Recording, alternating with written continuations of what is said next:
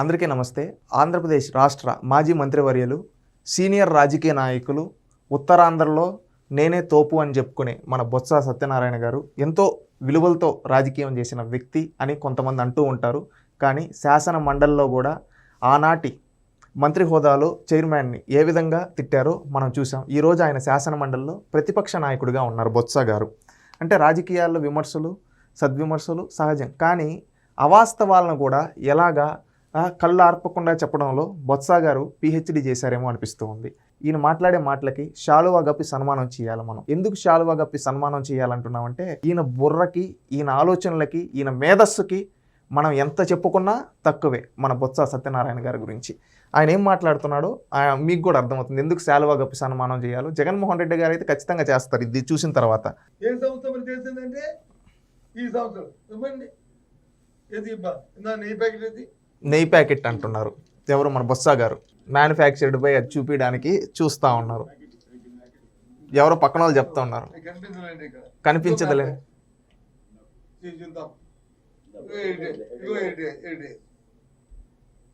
ఒకటి ఇక్కడ మీకు స్క్రీన్ పైన క్లారిటీగా కనిపిస్తుందా? హెరిటేజ్ గీ అని చెప్తా ఉన్నాడు. హెరిటేజ్ గీ అని చెప్పి మ్యానుఫ్యాక్చర్డ్ బై ఇందాపూర్ మీకు కనిపించదులే అని ఇట్లా చూపిస్తూ ఉన్నాడు. ఎవరు? మన బొత్స గారు. అయ్యా బొత్స గారు, మీరు 40 ఏళ్ళగా రాజకీయాల్లో ఉన్నారు.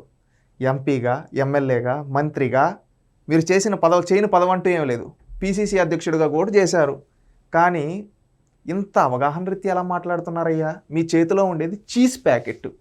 చీజ్కి నెయ్యికి తేడా తెలియని మీరు ఈరోజు తెలుగుదేశం పార్టీ పైన బుర్ర జల్తా ఉన్నారు. అన్ని చూపెడతాడంటే ఏం చూపెడతారు? అన్ని ఏం చూపెడతారు? గోరంట్ల మాధవ్ లాగా ఏమన్నా చూపిస్తారా? బొత్స సత్యనారాయణ గారు చూపించింది ఈ ప్యాకెట్ హెరిటేజ్ చీజ్ స్లైసెస్.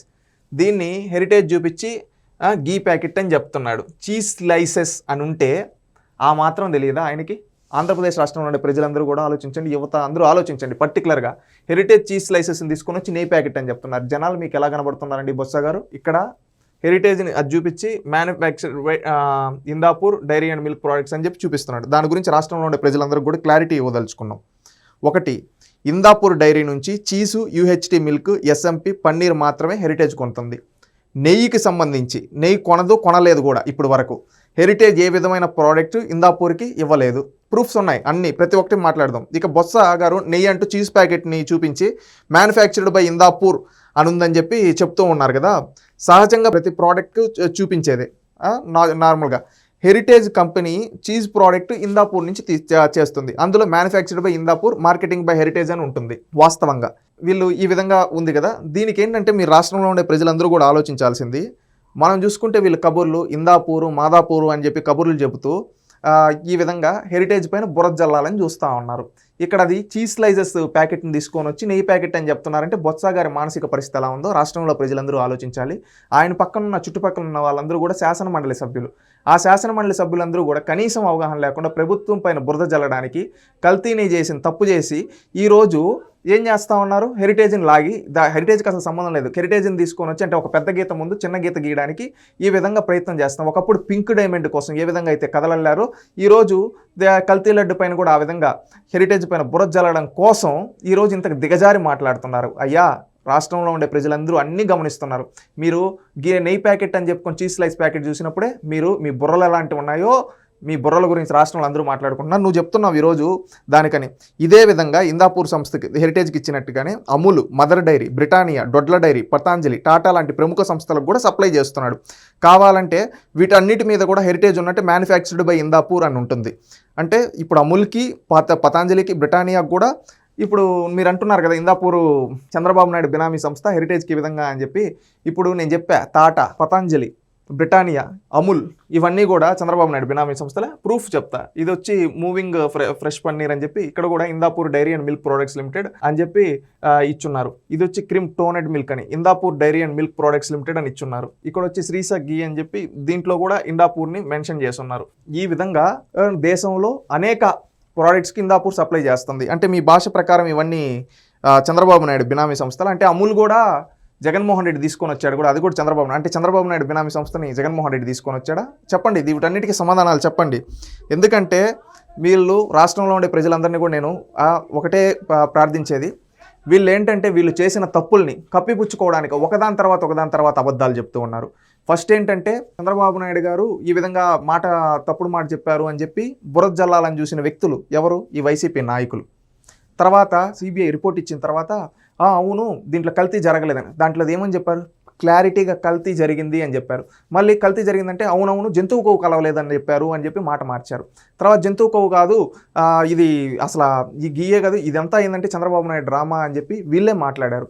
తర్వాత వచ్చి హెరిటేజ్ని లాక్కొని వచ్చారు, ఇండాపూర్ని లాక్కొని వచ్చారు. అసలు సంబంధం లేకుండా ఒకదాని తర్వాత మాట్లాడుతున్నారు. అంటే ఒక స్టాండ్ లేకుండా కల్తీ జరిగింది అని ఒప్పుకోకుండా ఈరోజు ప్రత్యర్థులపైన బురద జల్లడం కోసం ఎన్ని డ్రామాలు ఆడుతున్నారు. రాష్ట్రంలో ఉండే ప్రజలందరూ ఆలోచించాలి. ఈరోజు ఇందాపూర్ మాదాపూర్ అని చెప్పి కన్ఫ్యూజ్ చేసే మాట్లాడే వైసీపీ నాయకులారా సిగ్గుపడండి. దేవుడితో ఆటలాడారు, దేవుడితో రాజకీయం చేశారు. ఎంతో పవిత్రంగా భావించి తిరుమల లడ్డును కల్తీ చేసి పాపం మూటగట్టుకున్నారు. తిరుమలలో చోరీ చేసి దాన్ని రాజీ కుదిర్చి మీ చరిత్రను దిగజార్చుకున్నారు. తిరుమలను అపవిత్రం చేయాలనుకున్నారు. అన్య మతస్థుల్ని చైర్మన్లుగా తీసుకొని వచ్చారు. అదేవిధంగా తిరుమలగా షాలు పైన కూడా దాంట్లో కూడా కమిషన్ల కోసం అవినీతి చేసిన చరిత్ర మీది. ఇన్ని తప్పులు చేసి ఆ ఏడుకొండలవాడ సన్నిధిలో ఈరోజు నిస్సిగ్గుగా ఇన్ని అబద్ధాలు చెప్తున్నారే. గుర్తుపెట్టుకోండి, కాలం అన్నిటికీ సమాధానం చెప్తుంది. వీళ్ళు ఏంటంటే గతంలో పింక్ డైమండ్ అని చెప్పారు. ఆంధ్రప్రదేశ్ రాష్ట్రంలో ఉండే ప్రజలందరూ కూడా ఆలోచన, గతంలో పింక్ డైమండ్ అని చెప్పి వీళ్ళు ఏం చేశారు మీకు గుర్తుందా? చంద్రబాబు నాయుడు ఇంట్లో ఉంది, ఇక్కడ ఉంది, మళ్ళీ ప్రూవ్ చేయండి అయ్యా అంటే 5 ఏళ్ళు జగన్మోహన్ రెడ్డి ముఖ్యమంత్రిగా ఉండి దాని గురించి ఊసెత్తల. అది వీళ్ళ బ్రతుకు, వైసీపీ ఫేక్ బ్రతుకు. రాష్ట్రంలో ఉండే ప్రజలందరూ ఆలోచించండి. ఈ రోజు వెంకటేశ్వర స్వామి భక్తి ఉంది అని చెప్తారు కదా, నిజంగా వెంకటేశ్వర స్వామి భక్తి ఉంటే తిరుమల డిక్లరేషన్ పైన జగన్మోహన్ రెడ్డి సంతకం ఎందుకు పెట్టలేదు? తిరుమలలో దేవదేవుడి సన్నిధిలో ఒకే నినాదం, ఏడుకొండలవాడ వెంకటరమణ గోవింద, ఆపద ముక్కలవాడ అనాథ రక్షక గోవిందా అంటాం. అలాంటి దగ్గర జగన్మోహన్ రెడ్డి రక్షక గోవిందా అని ఆనాడు అన్య మతస్థుడైన చైర్మన్ సతీమణి అంటే కనీసం ఖండించలేదే జగన్మోహన్ రెడ్డి. ఇదేనా నీకు హిందుత్వం పైన, ఆ వెంకటేశ్వర స్వామి పైన ఉండే భక్తి? డిక్లరేషన్ పైన కనీసం సంతకం పెట్టని నువ్వు ఈరోజు తిరుమల లడ్డు పైన కల్తీ జరిగితే కనీసం నువ్వు చేసిన తప్పుల్ని ప్రత్యర్థుల పైన దూడడానికి ఎంతగా దిగజారుతున్నావు గుర్తుపెట్టుకో.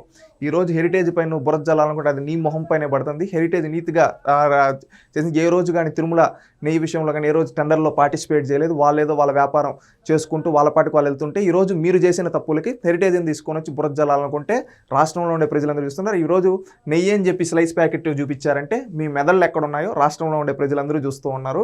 ఇకనైనా ఇలాంటి బురద రాజకీయాలు చేయడం ఆపి హుందాతనమైన రాజకీయం చేయండి అని చెప్పి తెలియజేస్తూ, మీరు చేసిన తప్పులకి దేవుడు సన్నిధిలో మీరు క్షమాపణ కోరండి ఆ వెంకటేశ్వర స్వామిని. ఆ వెంకటేశ్వర స్వామి లేకపోతే కాల గర్భంలో కలిసిపోతారు. గుర్తుపెట్టుకోండి, దేవుడితో రాజకీయం చేయొద్దండి. Please subscribe to Leo news for more videos.